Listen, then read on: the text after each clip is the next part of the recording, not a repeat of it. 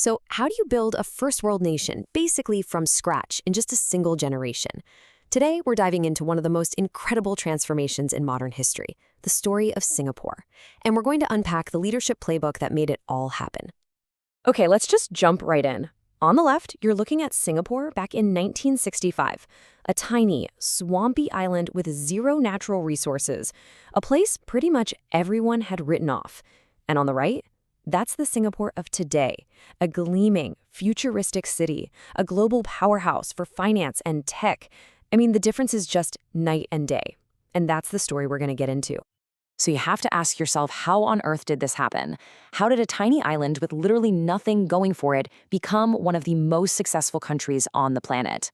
Well, the answer really comes down to the vision and the just relentless drive of one man, its founding father, Lee Kuan Yew. To really appreciate what they accomplished, you have to understand just how bad things were at the beginning. It was like being dealt the worst possible hand in a high-stakes poker game. Let's take a closer look at the cards Singapore was holding. I mean, look at this list. It's basically a recipe for a failed state. The country was completely torn apart by ethnic divisions, constant tensions between the Malay, Chinese, and Indian communities. It had no army to defend itself in a really tough neighborhood. The workforce, mostly unskilled and constantly on strike. And the kicker? Absolutely no natural resources. They didn't even have enough fresh water.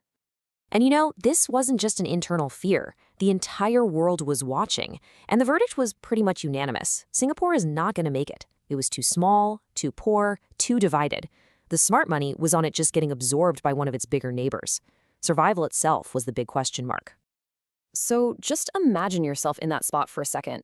The odds are completely stacked against you. Failure seems like the only logical outcome. What's your first move? Where do you even start to build a nation from that?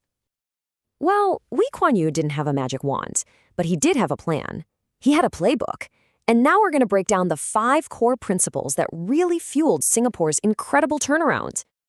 Okay, here they are. Unwavering determination, a differentiated vision, proactive opportunity sensing, building a safe space for growth, and reorganizing people for the future.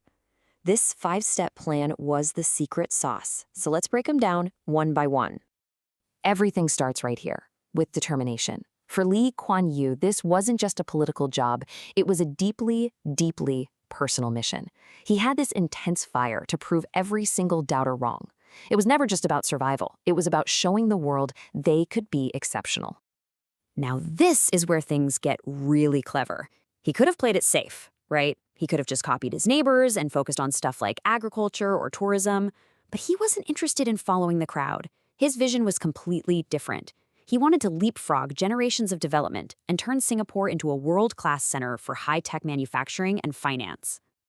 And look, he didn't just have a vision. He was relentless about making it happen. He didn't sit around waiting for opportunities. He went out and created them. He chased after huge multinational corporations, offering them incredible incentives and a stable place to do business. And get this, he learned there was this time zone gap in the global financial markets, right between when San Francisco closed and London opened.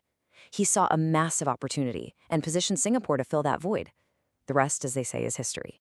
But all that foreign money wouldn't have come flooding in without one absolutely crucial ingredient: trust. In a part of the world that was frankly known for corruption, Lee Kuan Yew declared all-out war on it. He brought in a zero-tolerance policy and paid his government officials really well to remove any temptation for bribery. This created a level of stability and trust that was just unheard of in the region, and it made Singapore a magnet for foreign investment. And finally, and this might be the most important piece of the puzzle, he understood that a nation's greatest resource is its people.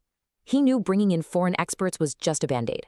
The real long-term game was to build a highly skilled, highly educated workforce from the ground up.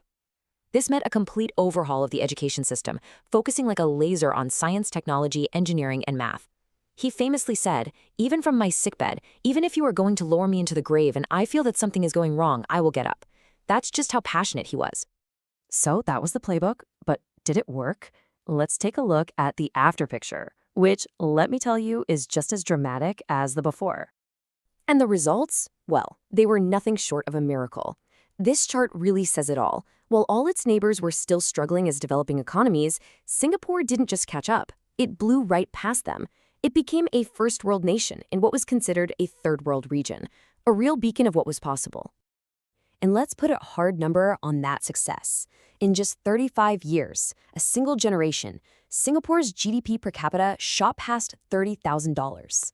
Now, to put that in perspective, for someone living there in 1965, that kind of wealth would have sounded like pure science fiction. So here it is, the final scorecard. Remember that recipe for failure we looked at earlier? Well, this is the recipe for success. Those deep ethnic divisions were forged into a strong national identity. The non-existent army, it became one of the most advanced in the world. And that unskilled workforce was transformed into a powerhouse of talent. The change was total. So why does this story from half a world away and half a century ago matter to us today? Because, honestly, these principles aren't just about building a country. They're about leadership, period. This quote really gets right to the heart of the matter. Determination is the engine, it's the fuel, but it's not enough on its own. A true leader has to go out and find the knowledge, get exposure to new ideas, and build the expertise to turn that raw determination into actual results. And that really brings us to our final thought. The story of Lee Kuan Yew shows us what is truly possible when a leader combines that intense personal will with a crystal clear vision and a really practical plan. So, the question for all of us is this: what future are you determined to build? And what's your playbook for getting there?